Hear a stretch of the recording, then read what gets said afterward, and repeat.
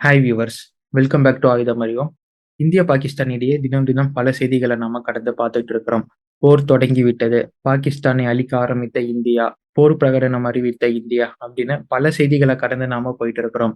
ஆனா பகல்காம் தாக்குதல் நடத்தப்பட்டு 2 வாரத்தை கடந்து நம்மளை 3வது வாரத்துக்கு கூட்டிட்டு போயிட்டு இருக்கு இந்த செய்திகள் எல்லாமே.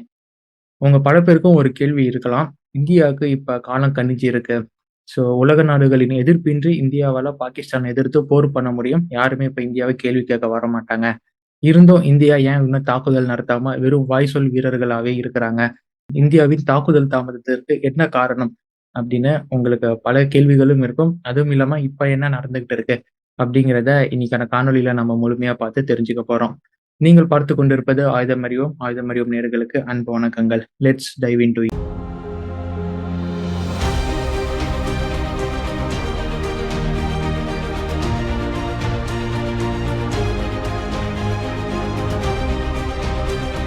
காலம் இப்ப இந்தியாவுக்கு ஏத்த மாதிரியும் இந்தியாவுக்கு சாதகமா தான் இருக்கு. இப்ப நம்ம பாகிஸ்தானுக்கு எதிராக திரும்பினா கண்டிப்பா நமக்கான வெற்றி அப்படிங்கிறது உறுதியா இருக்கும். எந்த நாடுகளின் இடையூறு இன்றி நம்மளால அந்த வெற்றியை பறிக்க முடியும் அப்படிங்கிறது தான் கள உண்மை.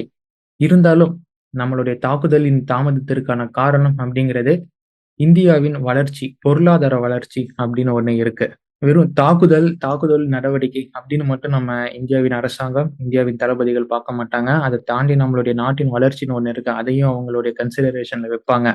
நீங்களே பாருங்க, 2022 கொரோனாக்கு பிறகு உருப்படியா ஒரு நாட்டின் ஜிடிபியும் பொருளாதார வளர்ச்சியும் இருக்குதுன்னா அது நம்ம நாட்டின் ஜிடிபி மற்றும் பொருளாதார வளர்ச்சி தான். கோவிட் முடிந்த முதல் வருஷம் 2023, 2024ல இந்தியாவின் ஜிடிபி வளர்ச்சியானது 9.2 இருந்திருக்கு.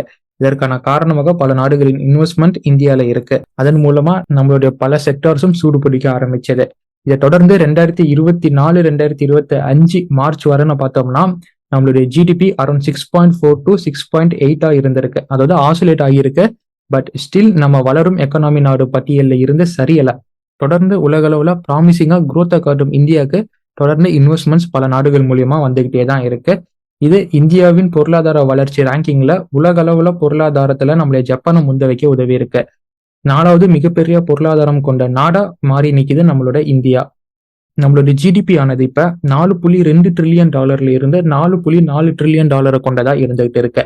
இதே நமக்கு மேல 3வது இடத்துல இருக்கும் ஜெர்மனியின் ஜிடிபி ஆனது 4.7 ட்ரில்லியன்ல இருந்து 4.9 ட்ரில்லியனா இருக்கு. ரொம்ப பெரிய வித்தியாசம் இல்ல. யுஎஸ் மற்றும் சைனாக்கு அடுத்தபடியா 3வது இடத்தை பிடிக்கும் தூரத்துல தான் நாம இப்ப இருக்கிறோம். நம்மளுடைய வளர்ச்சியும் அதை நோக்கி தான் போயிட்டு இருக்கு. 2025, 2026க்கான பிசிக்கல் இயர் முடியும் போது நம்மளுடைய குரோத் ஆனது மினிமம் 6.31% இருக்கும் அப்படின்னு IMF ஃபோர்காஸ்ட் பண்ணி சொல்லியிருக்காங்க. அதே நேரத்துல ஜெர்மனியின் ஜிடிபி ஆனது 6.1% வரும் அப்படின்னு ஃபோர்காஸ்ட் செய்யப்பட்டிருக்கு. விச் மீன்ஸ் 2026ல உலகின் 3வது மிகப்பெரிய பொருளாதாரம் கொண்ட நாடா இந்தியா மாறக்கூடும் அப்படிங்கிறது தான் இந்த செய்தி நமக்கு சொல்ல வருது. ஆனா பாகிஸ்தானுக்கு எதிராக ஒரு ஃபுல் ஸ்கேல் வார் யுத்தம் தொடங்குமானால் இது அப்படியே கொலாப்ஸ் ஆகக்கூடும். முதல்ல அடி வாங்கக்கூடியது நம்மளுடைய ஸ்டாக் மார்க்கெட் தான்.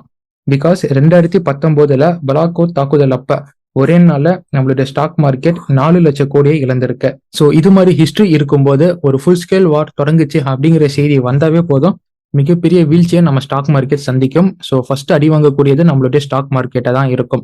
2வது நம்ம பண மதிப்பு. இன்னைக்கு ஒரு டாலருக்கு ஈடா 84.61 ரூபாயா நம்மளுடைய INR இந்தியன் ரூபி இருந்துகிட்டு இருக்கு. இந்த பண மதிப்பும் பெரிய அளவுக்கு ஒரு டிஃபரன்ஸை கொண்டு வரும். அதாவது நம்ம பண மதிப்பு அதிக அளவுக்கு போகும் அப்படின்னு நான் சொல்ல வரேன். மறக்க வேணாம், ட்ரம்பின் ரெசிப்ரோக்கல் டேரிஃபை நம்ம அக்செப்ட் பண்ணியிருக்கோம். நீ போட்டுனா போடு, நான் என் ஸ்டாண்ட்ல இருந்து மாற மாட்டேன் அப்படின்னா இப்ப வர நம்மளுடைய ஸ்டாண்ட்ஸ் இருக்கு. ட்ரம்பின் ரெசிப்ரோக்கல் டேரிஃப்க்கு எதிராக நம்ம எந்த செயல்பாடும் எடுக்காத காரணத்தால ஒருவேளை போர் மூலமானால் நம்மளுடைய பண மதிப்பு இழப்பானது மிகப்பெரிய அளவுக்கு பாதிப்பை கொடுக்கும். நம்மளுடைய பொருளாதாரத்தை அதல பாதாளத்துக்கு தள்ளும் அப்படிங்கிறதும் நம்ம புரிஞ்சிக்க வேண்டிய செய்தியா தான் இருக்கு. அடுத்து தங்கம் மற்றும் இறக்குமதி செய்யப்படும் பொருட்களின் விலை ராக்கெட் வேகத்துல உயரும். பெஸ்ட் அண்ட் சேஃப் இன்வெஸ்ட்மெண்டா கோல்டை செலக்ட் பண்ணி ஒரு கும்பல் தங்கத்துல முதலீடு பண்ண ஆரம்பிப்பாங்க. அதனால நம்மள மாதிரி சாமானிய மக்கள் தங்கத்தை நினைச்சு கூட பார்க்க முடியாது. அதே நேரத்துல அரபிக்கடல் மற்றும் இந்திய பெருங்கடல் வழியே நடக்கும் இம்போர்ட் அண்ட் எக்ஸ்போர்ட், இதுல ஒரு தட்டுப்பாடு ஏற்படும். பிகாஸ் இந்த அரபிக்கடல் மற்றும் இந்திய பெருங்கடல் தான் ஒரு ஹாட் பாயிண்டா போகும் போர் வந்தா. ஸோ இந்த கடல் வழியை பயன்படுத்தி இந்தியாவுக்கு வரக்கூடிய இம்போர்ட் அண்ட் எக்ஸ்போர்ட் ஹால்ட் ஆகும். இதனால பல இம்போர்ட் அண்ட் எக்ஸ்போர்ட் ஆகக்கூடிய பொருட்களுக்கு தட்டுப்பாடு ஏற்படும். போரின் தாக்கமானது பல பொருட்களின் விலை உயர்வுக்கு காரணமாகவும் அமையும். குறிப்பா நம்ம நாட்டின் ஏற்றுமதி பொருட்கள்ல ஃபர்ஸ்ட்டா இருக்கக்கூடியது நம்மளுடைய பார்மட்டிகல்ஸ். இது பெரிய அளவுக்கு இந்தியாவிலே தங்கும் பட்சத்துல நமக்கு வரும் ரெவன்யூவும் பெரிய அளவுக்கு கட் ஆகும். ஒருவேளை இந்த போர் தொடங்கினால் நம்ம ஜிடிபி ஆனது எந்த அளவுக்கு அடி வாங்கும் அப்படின்னா 1% 3% வரை அடி வாங்கும். விச் மீன்ஸ் 6.31 எஸ்டிமேட் செய்யப்பட்ட ஜிடிபி ஆனது ரொம்ப வஸ்டா 3.61 அது மாதிரி ஒரு கணக்குல போய் நிற்கும். இது நம்மளுடைய பொருளாதாரத்தையும் நம்மளுடைய குளோபல் ரேங்கிங்லயும் மிகப்பெரிய தாக்கத்தை ஏற்படுத்தக்கூடியதுதான். நம்மள மாதிரி சாமானிய மக்களுக்கான இன்ஃபிளேஷன் அப்படிங்கிறதும் ஒண்ணு இருக்கு.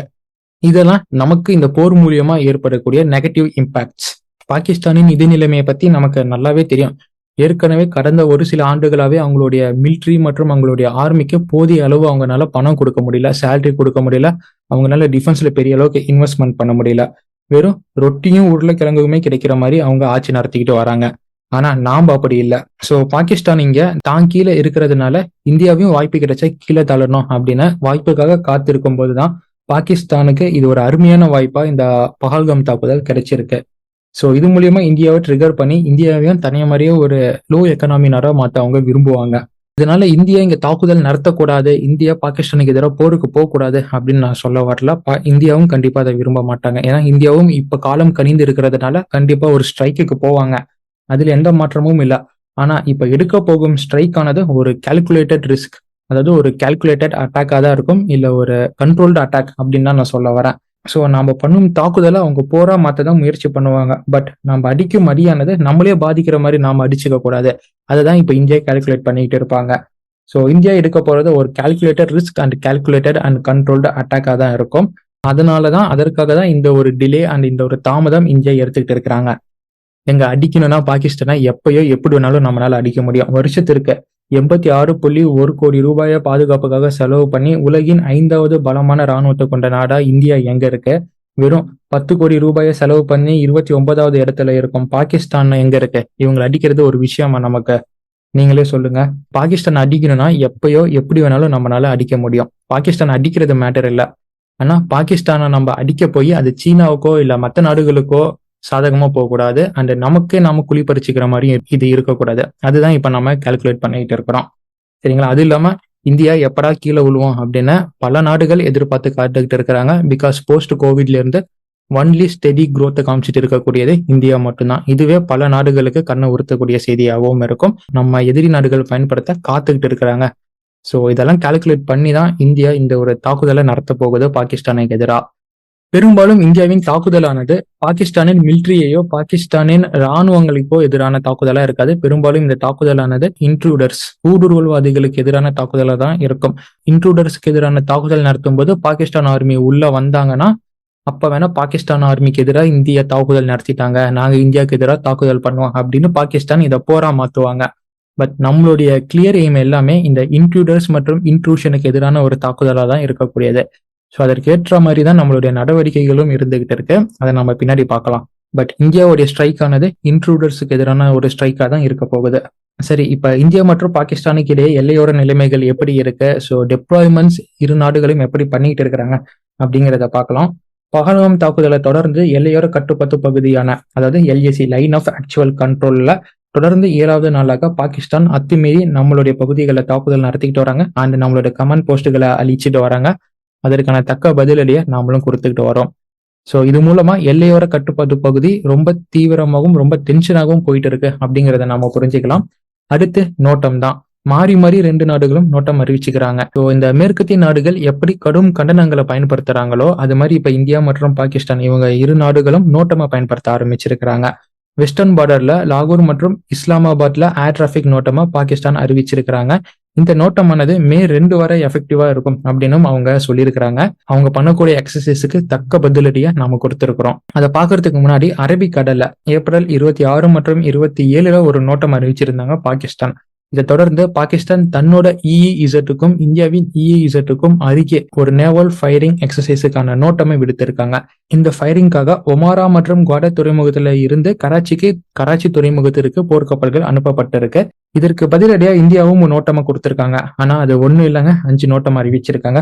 குஜராத்தை சுத்தி மட்டும் 4 நோட்டம் இந்தியா அறிவிச்சிருக்காங்க. இது ஃபுல்லாமே நேவல் எக்ஸசைஸுக்காக. இது மட்டும் இல்லாம கராவார துறைமுகத்துல ஒரு நேவல் எக்ஸசைஸும் இந்தியா அறிவிச்சிருக்காங்க. ஆக மொத்தம் இந்தியா 5 நோட்டம் அறிவிச்சிருக்காங்க. இது மட்டும் இல்லாம 8 நீர்மூழ்கிகள் பாகிஸ்தானுக்கு எதிராகவும் அரபிக்கடலை நோக்கிய மாதிரியும் தன்னோட பயணத்துல இருக்க.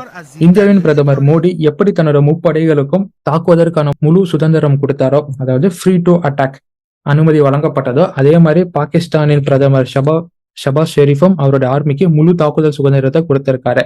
ஆனா இவரு கொடுத்திருக்கிறது கொஞ்சம் சென்சிட்டிவா இருக்கு. ஏன்னா ப்ரீ எம்ப்டிவ் ஸ்ட்ரைக்குக்கும் சேர்த்து இவரு தாக்குதல் கொடுத்திருக்கிறாரு. இதோட சீரியஸ் என்னன்னா, சப்போஸ் இந்தியா பாகிஸ்தானா தாக்குறதுக்கு தயாரா இருக்கு, எல்லாமே ரெடியா இருக்கு அப்படின்னு கிளியர் இன்டெல் அவங்களுக்கு கிடைச்சிச்சுன்னா, இந்திய தாக்குதல் நடத்துறதுக்கு முன்னாடியே இந்தியாவின் தாக்குதலை நியூட்ரலைஸ் பண்ணும் வகையில பாகிஸ்தான் தன்னை காப்பாத்திக்கிறதுக்காக ஒரு ப்ரீ எம்ப்டிவ் ஸ்ட்ரைக்கை இந்தியா மேல நடத்தலாம். ஸோ இதற்கான அனுமதி நீ என்கிட்ட கேட்க வேணாம், உனக்கு தெரிஞ்சா நீயே பண்ணிக்கோ அப்படிங்கிற மாதிரி ஷபாஸ் ஷெரீஃப் இப்ப அவருடைய ராணுவத்திற்கு இந்த அனுமதியை கொடுத்திருக்காரு. இந்த அனுமதியானது எப்படி வேணாலும் அவங்க யூஸ் பண்ணலாம். ஸோ இப்படி கொடுத்திருப்பது கொஞ்சம் சென்சிட்டிவான விஷயம் தான். ஸோ பாகிஸ்தான் லாகூர் மற்றும் இஸ்லாமாபாத்ல கொடுத்த நோட்டமுக்கு எதிராக நாம என்ன பண்ணிருக்கிறோம்னா, வெஸ்டர்ன் பார்டர்ல ஹை ஃப்ரீக்வன்சி ஜாமிங் சிஸ்டமை எனேபிள் பண்ணியிருக்கிறோம். இந்த நடவடிக்கையானது பாகிஸ்தான் இந்தியாவின் எல்லையை நோட்டம் விடவும், எங்கெங்க நம்மளுடைய டெப்ளாய்மெண்ட்ஸ் இருக்கு எல்லையோரமா அப்படின்னு தெரிஞ்சுக்கிறதுக்காகவும் சீனாவின் ஸ்பை சேட்டிலைட்டை பயன்படுத்திக்கலான்னு சீனா பாகிஸ்தானுக்கு அனுமதி கொடுத்ததை தொடர்ந்து இந்தியாவின் நடவடிக்கையா இது பார்க்கப்படுது. அதாவது இந்தியா தன்னோட எல்லையோரத்துல எலக்ட்ரானிக் வார்ஃபேர் சிஸ்டமை ஆக்டிவேட் பண்ணியிருக்கிறாங்க. நாம இப்ப டிப்ளாய் பண்ணியிருக்கும் ஜாமர் ஆனது போர் விமானங்கள், மிசைல்ஸ், கமாண்ட் சென்டர் பயன்படுத்தக்கூடிய குளோபல் நேவிகேஷன் சேட்டிலைட் சிஸ்டமான GNSS ஜாம் பண்ணும் திறன் கொண்டது. இந்த ஜாமிங் சிஸ்டம் ஆனது அமெரிக்காவின் GPS சிஸ்டம், ரஷ்யாவின் குளோனஸ் சிஸ்டம் மற்றும் சீனாவின் பெய்டோய் அப்படின்னு பாகிஸ்தான் பயன்படுத்தும் போர் சாதனங்களின் ஆரிஜின் கண்ட்ரிஸோடைய நேவிகேஷன் சிஸ்டமை என்டையரா கொலாப்ஸ் பண்ணக்கூடியது. பாகிஸ்தானின் navigation systems, precision guided missiles உடைய capability and situation awareness suite and missiles navigation இதோடைய கைடட் சிஸ்டமை என்டையரா நம்மளால டீக்ரேட் பண்ணி பாகிஸ்தானின் தாக்குதல் திறனை கண்ட்ரோல் பண்ண முடியும். ஸோ இந்த ஆக்டிவிட்டியை தான் இப்போ எல்லையோரத்தில், அதாவது இஸ்லாமாபாத் மற்றும் லாகூருக்கு எதிரான எல்லையோரத்தில் இந்தியா எனேபிள் பண்ணியிருக்கிறாங்க அப்படின்னு சொல்லப்படுது. நேத்து நம்மளுடைய AEW&C விமானமான நேத்ரா MK-1A நியூ டெல்லியில இருந்து புறப்பட்டு பஞ்சாப், லாகூர், இஸ்லாமாபாத் வழியே இந்தியா பாகிஸ்தான் பார்டர் வர தன்னோட இன்டெலிஜென்ஸ் அண்ட் சர்வேலன்ஸ் ஆக்டிவிட்டியை கண்டக்ட் பண்ணி எல்லையோரத்தில் இன்ட்ரூடர்ஸ் என்னென்ன ஆக்டிவிட்டியை கண்டக்ட் பண்ணியிருக்கிறாங்களோ அவங்களோட கேம்ப்ஸ் எங்க இருக்கு அப்படிங்கிறதுக்கான டேட்டாவை கலெக்ட் பண்ணியிருக்கு அப்படிங்கிற தகவலும் நமக்கு கிடைச்சிருக்கு. ஸோ இந்தியா அப்படின்னு பார்த்தீங்கன்னா தொடர்ந்து அவங்களுடைய ரெக்கானிசன்ஸா இருக்கட்டும், இல்லை தன்னோட ஏவேக்ஸா இருக்கட்டும், அதை எல்லையோரத்தில் பயன்படுத்தி எல்லையோரத்தில் என்ன நடவடிக்கை நடந்துகிட்டு இருக்கு அப்படிங்கிறது தான் இந்தியா தன்னோட சர்வேலன்ஸ்ல கேதர் பண்ணிட்டு வராங்க. இது மூலமா இந்தியாவின் தாக்குதல் இலக்கா இருப்பது இன்ட்ரூடர்ஸ் மற்றும் அவங்களுடைய கேம்பெயின்ஸ் தான்.